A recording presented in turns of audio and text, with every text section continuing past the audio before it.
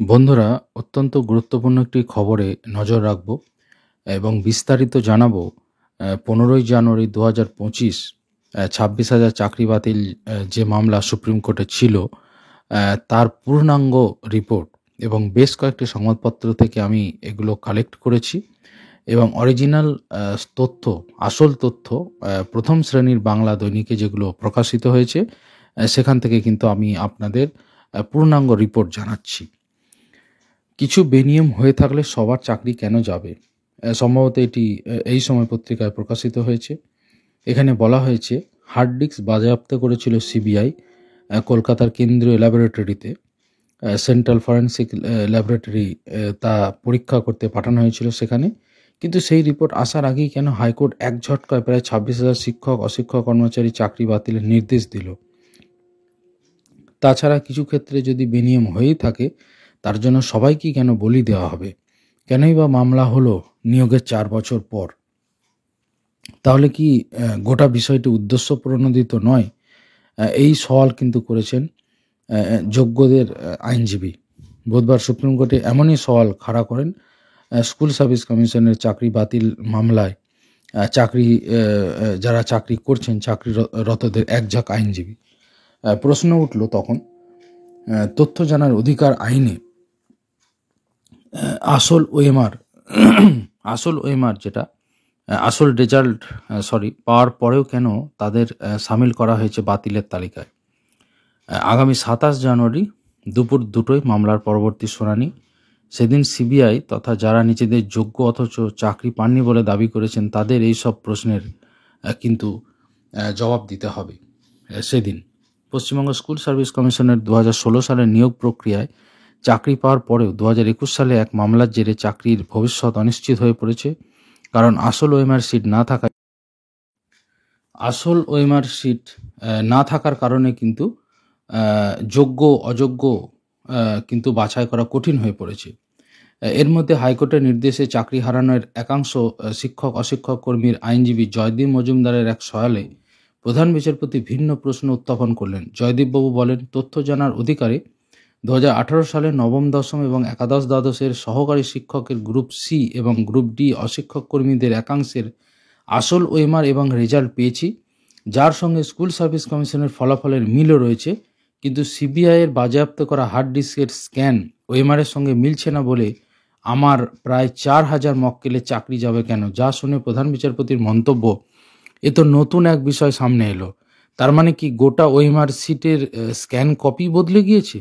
এমনই প্রশ্নের আবহে এদিন শেষ হয়েছে দের শুনানি, অর্থাৎ যারা যোগ্য তাদের আইনজীবীদের শুনানি এদিন কিন্তু শেষ হয়েছে। আগামী দিনে নিজেদের বক্তব্য জানাবে সিবিআই, এমনটাই কিন্তু আজকে এই সময় পেপারে কিন্তু এই খবরটা প্রকাশিত হয়েছে।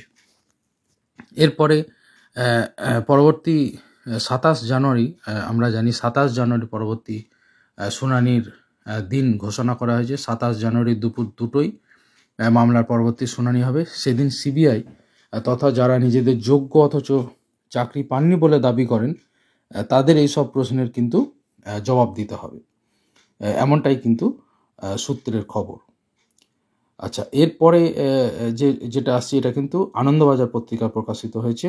সুপ্রিম কোর্টে এসএসসি মামলা, ওএমআরও কি বদল হয়েছিল? প্রশ্ন আদালতের। অর্থাৎ একটু আগে যেটা বললাম যে প্রধান বিচারপতি বললেন যে এ তো নতুন বিষয় সামনে এলো, তো ওএমআরও কি বদল হয়েছিল? এটা কিন্তু আনন্দবাজার পত্রিকার খবর। আমি একটু ডিটেল আপনাদের জানাচ্ছি। স্কুল সার্ভিস কমিশনের নিয়োগ দুর্নীতিতে কি ওএমআর শিট বদলে দেওয়া হয়েছিল? আজ সুপ্রিম কোর্টের প্রধান বিচারপতি সঞ্জীব খান্নার বেঞ্চে প্রায় 26,000 চাকরি বাতিলের মামলায় এই নতুন প্রশ্ন উঠে এলো। এতদিন নিয়োগ দুর্নীতিতে অভিযোগ ছিল চাকরি প্রার্থীদের প্যানেলের মেয়াদ ফুরোনোর পরে চাকরি দেওয়া হয়েছে, মেধা তালিকায় পিছনে থাকা প্রার্থীদের সামনে তুলে আনা হয়েছে, পরীক্ষার ওএমআর শিটে কারচুপি করে অযোগ্য প্রার্থীদের নম্বর বাড়িয়ে দেওয়া হয়েছে। আজ সুপ্রিম কোর্টের সামনে আসা নতুন তথ্যের ভিত্তিতে প্রধান বিচারপতি প্রশ্ন তুলছেন, ওএমআর সিট কি বদলে দেওয়া হয়েছিল? কলকাতা হাইকোর্ট 2016 সালে স্কুল সার্ভিস কমিশন বা এসএসসির নিয়োগ প্রক্রিয়ায় 25,753 জন শিক্ষক শিক্ষাকর্মীর চাকরি বাতিল করে দিয়েছিল।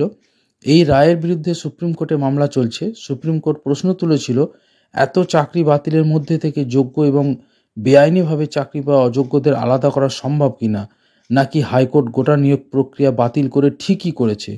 এই প্রশ্নটা কিন্তু উঠেছিল। তো আজকে প্রধান বিচারপতি কিন্তু এই প্রশ্নটা তুলেছেন। আমরা এই আনন্দবাজার থেকেও জানতে পারছি যে ওএমআর সিট কি আসল ওএমআর সিট কি বদলে দেওয়া হয়েছিল? এই প্রশ্নটা কিন্তু উঠে আসছে। প্রায় হাজারখানেক চাকরিরত শিক্ষক অশিক্ষক কর্মীদের হয়ে আইনজীবী জয়দীপ মজুমদার জানান, তাঁরা তথ্য জানার অধিকার আইনে 2018 ও 2019 সালে ওএমআর সিটের নকল ও উত্তরপত্র পেয়েছিলেন। ওএমআর সিট নষ্ট করে দেওয়ার আগেই, যা থেকে বোঝা যায় এরা যোগ্য।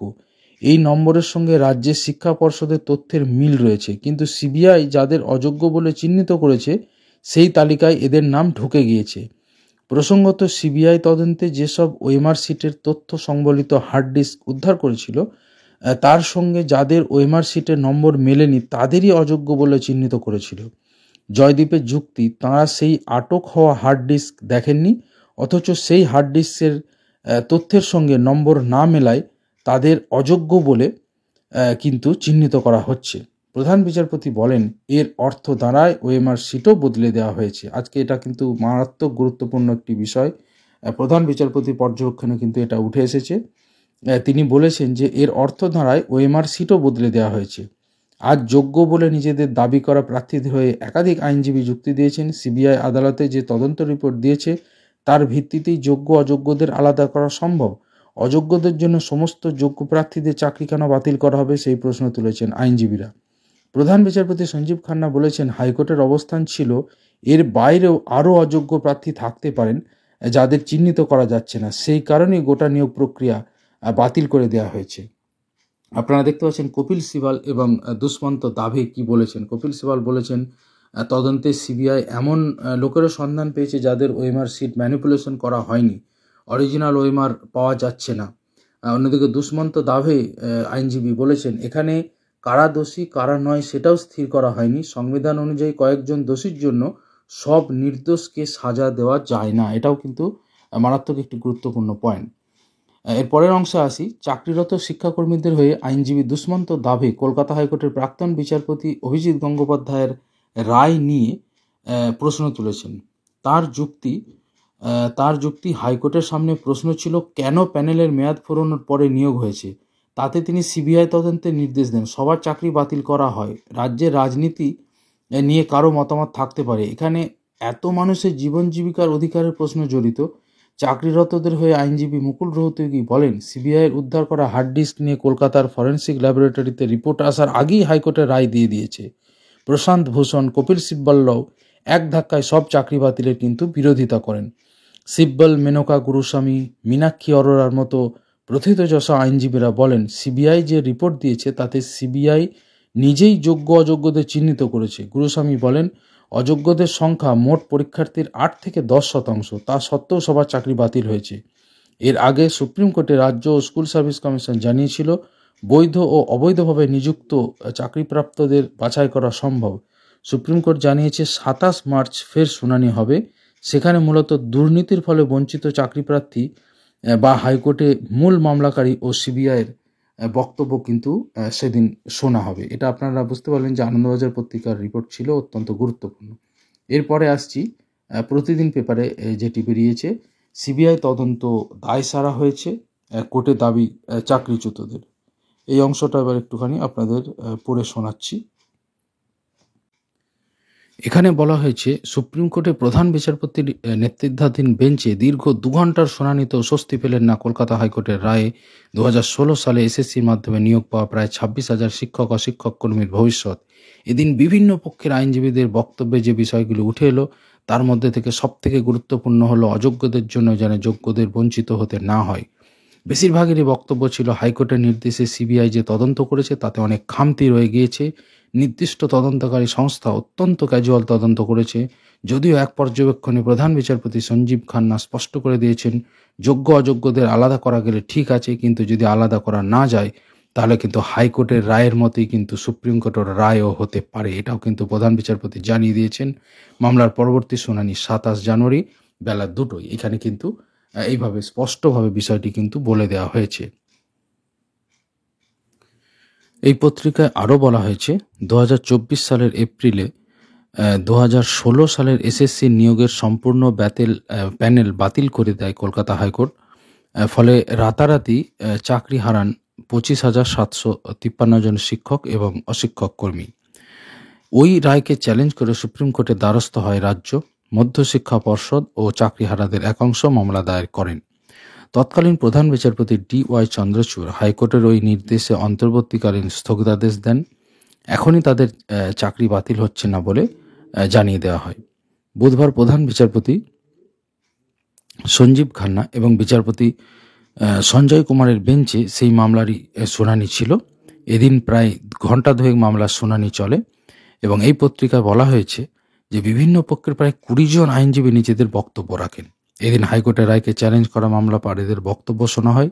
চাকরিচ্যুতদের আইনজীবী দুষ্মন্ত দাভে সওয়ালে বলেন, এসএসসিতে দুর্নীতি হয়েছে, কিন্তু সেটা নিয়ে সঠিক তদন্ত হয়নি। কিভাবে দুর্নীতি, কারা কারা যুক্ত, সেটার সঠিক মূল্যায়নই হয়নি। ক্যাজুয়াল তথা দায়সারা তদন্ত হয়েছে। সঠিকভাবে তদন্ত হলে যোগ্য অযোগ্যদের নিয়ে এত বিতর্ক হতো না বলেও কিন্তু তিনি বলেন আইনজীবী দুষ্মন্ত দাবে যে অত্যন্ত দায়সারাভাবে, ক্যাজুয়ালভাবে কিন্তু এটা হয়েছে বলে তিনি মন্তব্য করেন।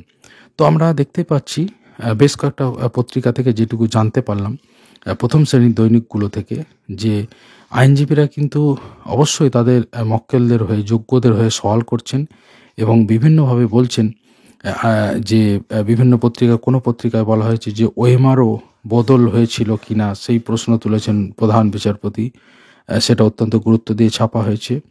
কোথাও আবার বলা হচ্ছে যে সিবিআই তদন্ত দায়সারাভাবে হয়েছে। আবার কোথাও বলা হচ্ছে যে কিছু বেনিয়ম হয়ে থাকলে সবার চাকরি কেন যাবে। তো আমি বিভিন্ন পত্রিকা থেকে মূল যে খবরটা, যে জিসটা কিন্তু আমি আপনাদের সামনে রাখলাম এবং আশা করি এত গুরুত্বপূর্ণ তথ্যমূলক ভিডিও বা তথ্যমূলক ঘটনাটা 26,000 চাকরি বাতিল মামলা কি হলো 15ই জানুয়ারি 2025, তা কিন্তু আপনারা অন্য কোথাও পাবেন না। তো আশা করি ভিডিওটা আপনাদের ভালো লেগেছে।